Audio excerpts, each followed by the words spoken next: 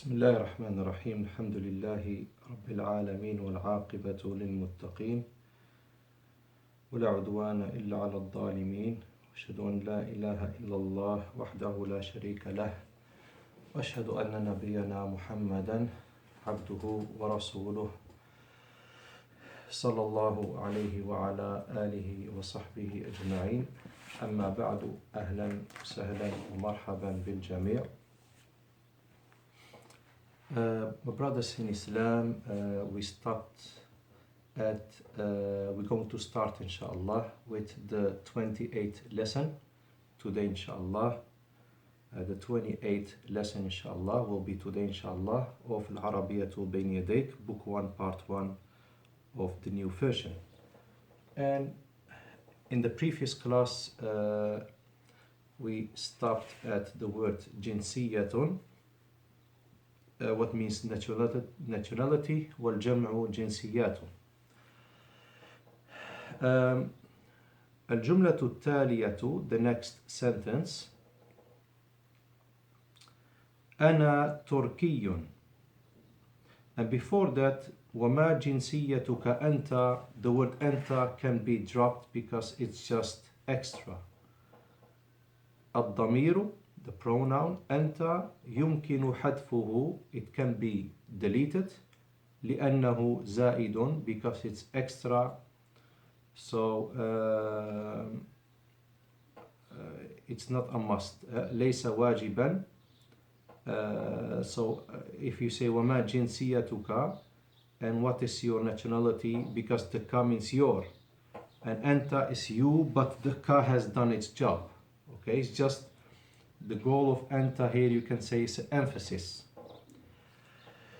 أنا تركي, أنا من تركيا. You can repeat. أنا تركي, شد on the ya. أنا تركي, أنا من تركيا.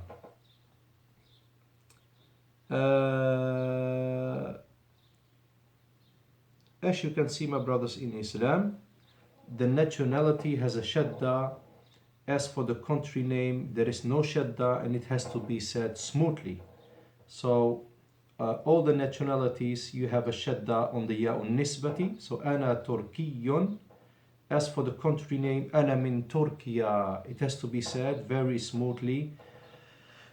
It has to be stretched at the end because of the alif. Turkiya. What means I'm Turkish, I'm from Turkey. So my question to you, my brothers in Islam, is how, if this sentence is being said by a woman or a girl, how will be the sentence? It will be, my brothers in Islam, you reply before I reply always. It's أنا تركية. أنا من تركيا. So the only thing that is going to change is the word تركي. As for أنا, what means I, it's always for both male and female. The difference is never in the I form pronoun. أنا is used for both genders.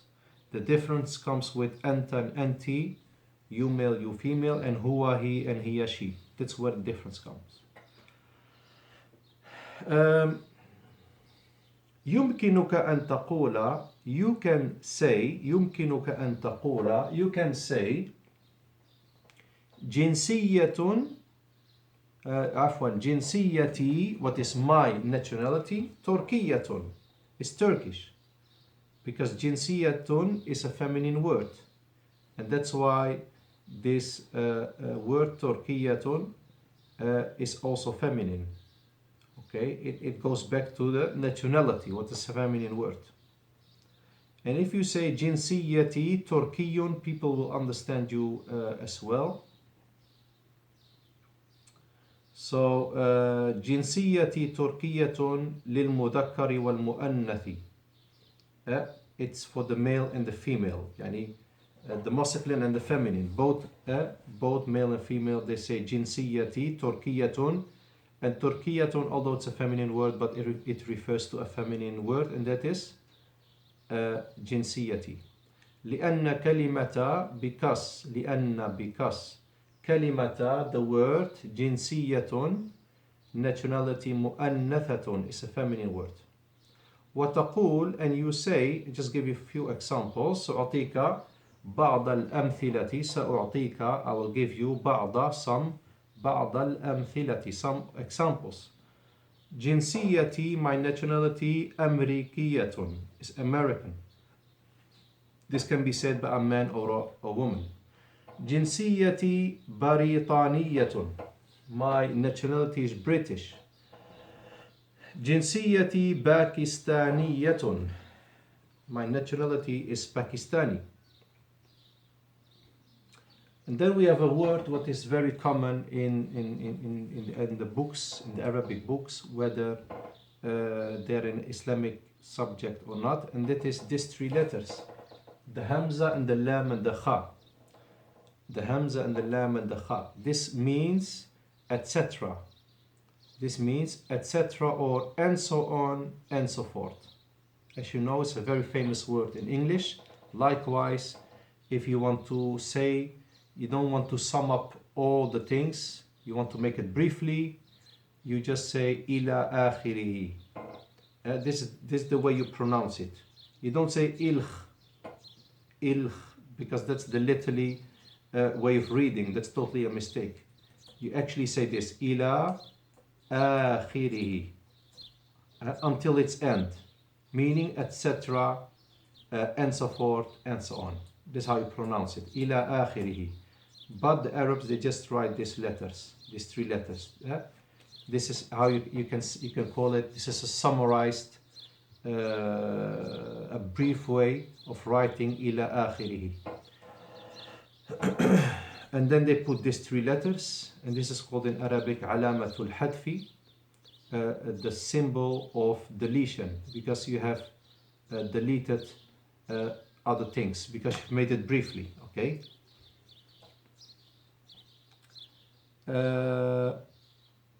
Or you can say, if we drop the word jinsiyati, my nationality is, just use the style of the book. What's the style of the book we have now? Ana Baritaniyun. Okay, I'm British. Now you have to make it masculine if you're a man, or Ana Baritaniyatun if you're a woman. Clear? I think there is clarity now, and inshallah should not be confusing, inshallah. Ana min Turkey, and then the last sentence, my brothers in Islam, Ahlan wa sahlan. Ahlan wa sahlan. And this is a very known word.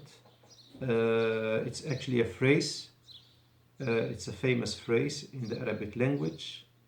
You might find it on top of a restaurant written, or it might be said by the host who's taking the guest in his house.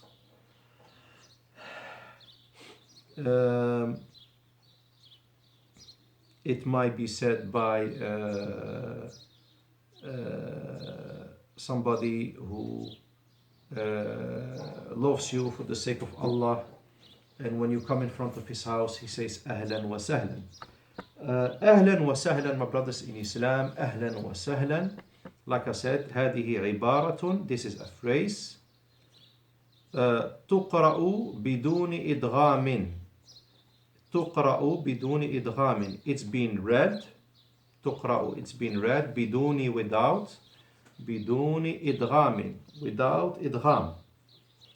And idgham, my brothers in Islam, is a tajweed rule where one letter comes inside the other letter. Like the ya that comes after the noon. may يعمل. may يعمل. So some people, they make this mistake. It's a serious mistake. Why have I mentioned this? Some people say ahlan wa sahlan. Okay? Ahlan wa sahlan. So they use this idgham rule in this sentence.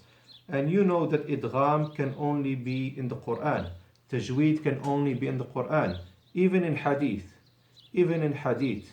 There is no tajweed rule in hadith. Okay? the tajweed is in the Quran. Okay, so how about the Arabic books? You're not using tajweed in Arabic books. This seems to be an innovation. So you just say ahlan wa sahlan. Don't use tajweed and say ahlan wa sahlan, because I've heard this before.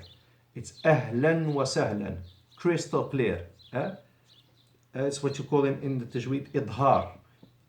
Pronounce each letter fully, completely. Ahlan wa sahlan. وهو حكم تجويدي, and idgham is a hukum, is a rule, تجويدي is a tajweed rule or principle. وخاص بالقرآن is specific for the Quran. Okay, and now there is inshallah a benefit, and benefit means in Arabic language فائدة, والجمع فوائد بالهمزة على الكرسي, with hamza on the chair, وبضمة واحدة, and one ضمة on the dal, على الدال. So فائدة. يكون الرد بمثل عبارة, the reply, if somebody says أهلا وسهلا, الرد, the reply, يكون is بمثل, you see يكون here means is, so it's not, we don't have is completely, but very rare. Okay, and you cannot use يكون as is everywhere, it doesn't sound correctly. Anyway,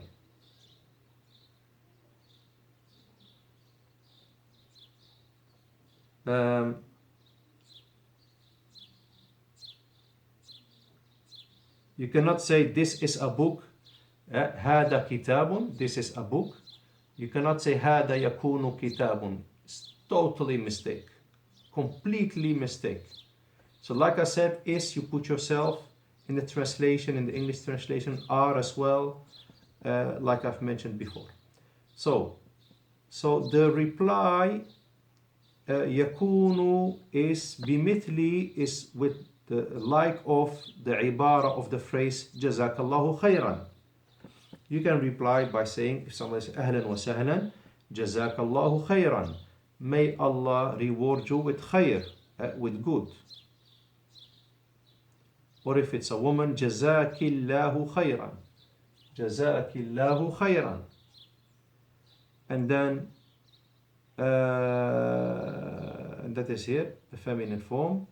And then the person who hears that will say وَجَزَاكَ. This is the reply of جزاك الله خيرا, وَجَزَاكَ.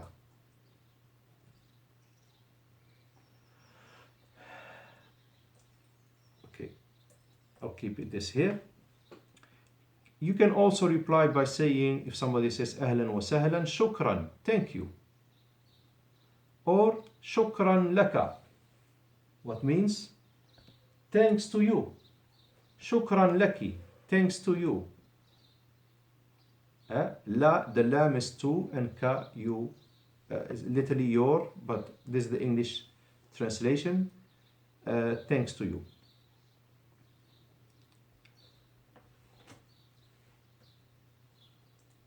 وهذه العبارة, and this phrase, عبارة أهلا وسهلا, the phrase of أهلا وسهلا, مرادفة is similar. مرادفة means similar.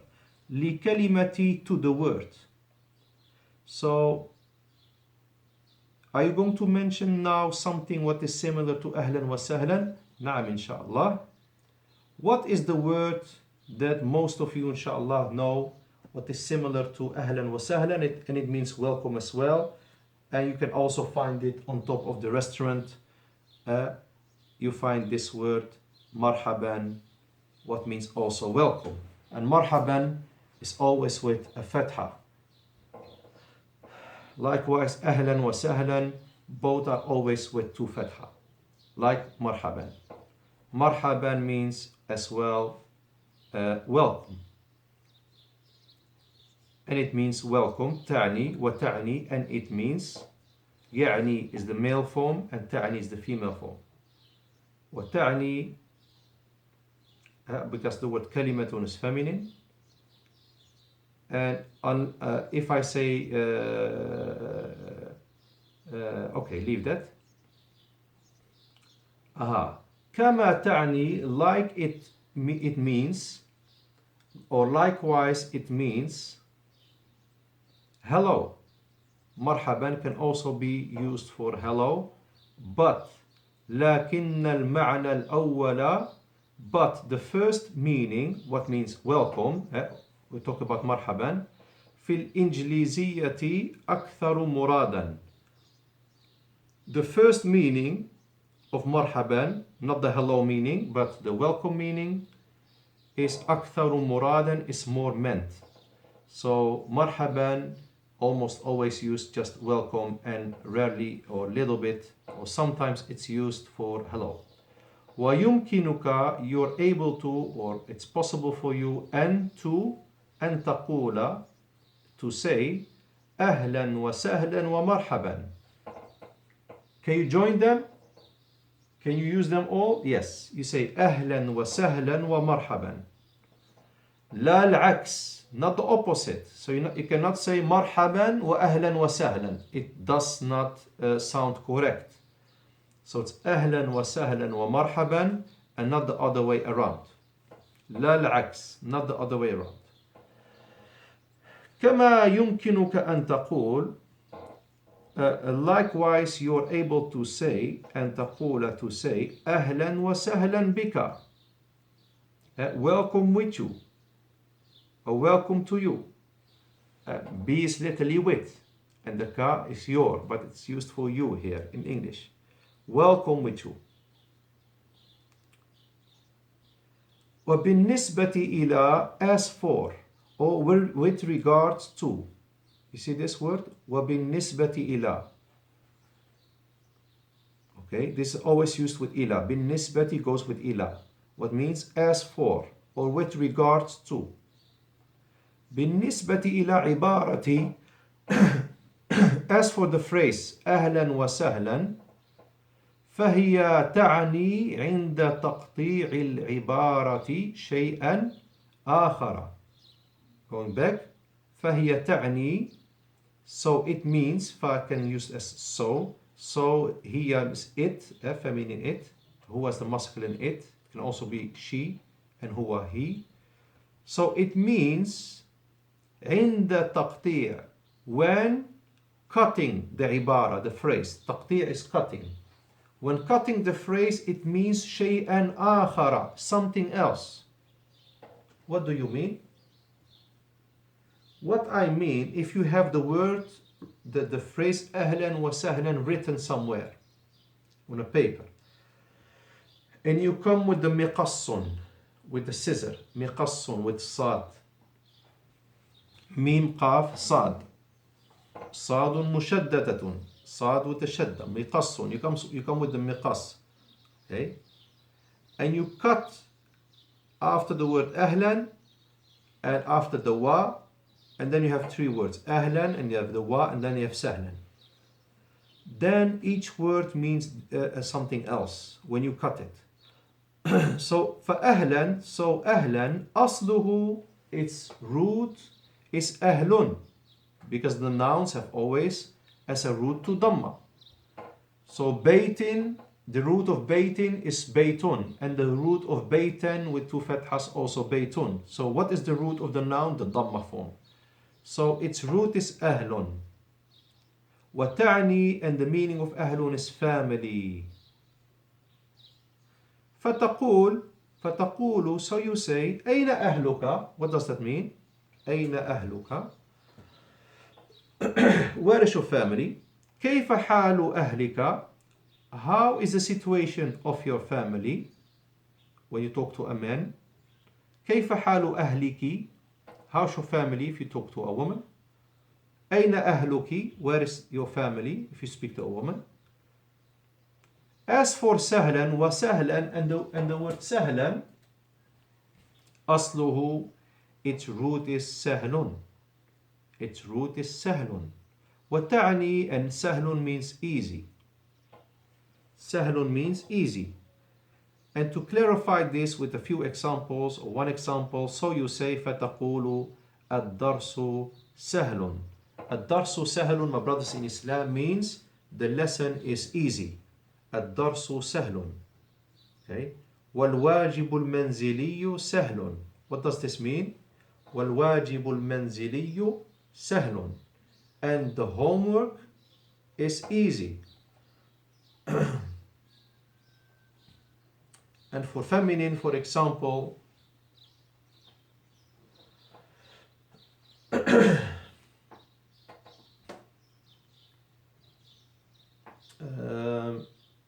you can say الاختبارات سهلة. The exams, what is a feminine word? الاختبارات سهلة, are easy. It's feminine. Okay. الرياضة سهلة. Sports is easy. رياضة ends on a ta. It's feminine word. سهلة, easy, for the feminine form. So سهل for the male form, the masculine form. وهذا ليس غريبا, and this is not غريب. This is not strange. في اللغات, in the languages, because لغة is singular and لغات is plural, جمع.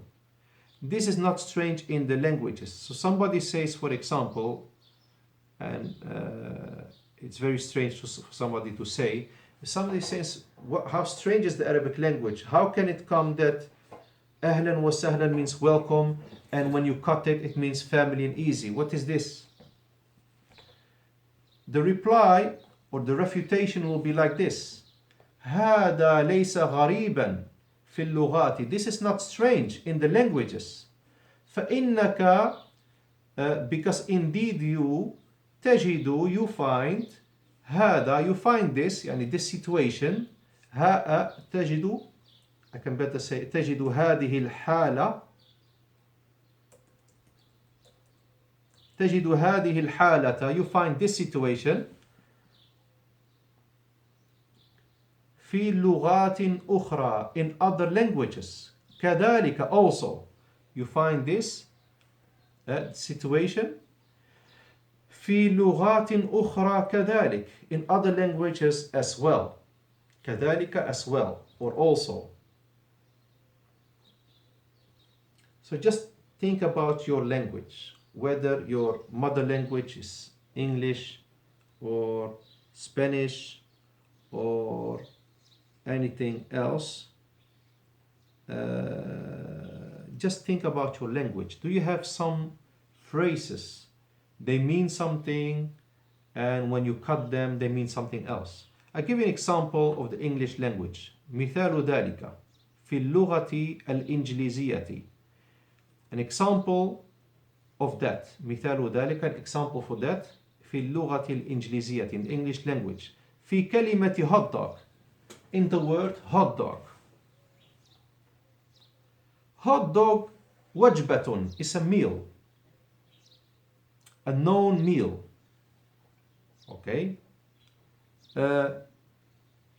That the non-Muslims eat. And you might have today as well halal hot dog of halal meat, but Allah knows best.